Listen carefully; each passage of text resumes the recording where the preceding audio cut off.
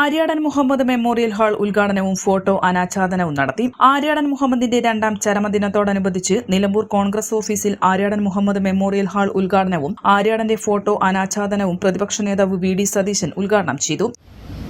ആര്യാടൻ സാറിനെ ഗുരുതുല്യനായി കാണുന്ന ഒരാളാണ്.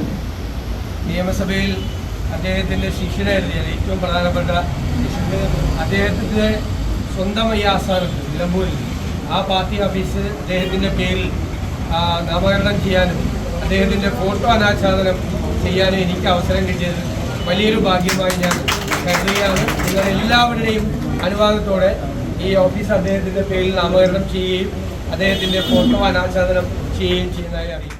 ആര്യാടൻ സാറിന്റെ ശിഷ്യനാണ് ഞാനെന്നും ഞാൻ ഏറെ ആദരിക്കുന്ന നേതാവാണ് അദ്ദേഹമെന്നും അദ്ദേഹത്തിന്റെ പേരിലുള്ള ഈ ചടങ്ങിൽ പങ്കെടുക്കാൻ കഴിയുന്നത് ഏറെ ആദരവോടെ കാണുന്നുവെന്നും പ്രതിപക്ഷ നേതാവ് പറഞ്ഞു. ബ്ലോക്ക് കോൺഗ്രസ് പ്രസിഡന്റ് പാലോളി മെഹബൂബ് അധ്യക്ഷത വഹിച്ചു. V A Kareem, N A Kareem, A Gopinath, M K Balakrishnan, Suresh Kumar, C Venugopal, advocate Sherry George തുടങ്ങിയവർ സംബന്ധിച്ചു.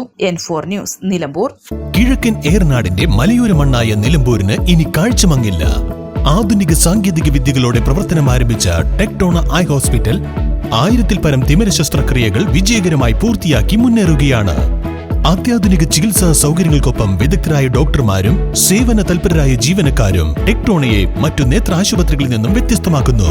തിമിര ശസ്ത്രക്രിയ, vitreoretina, cornea, paediatric ophthalmology, glaucoma, general ophthalmology, operation theatre, lab, pharmacy തുടങ്ങിയ നിരവധി വിഭാഗങ്ങൾ.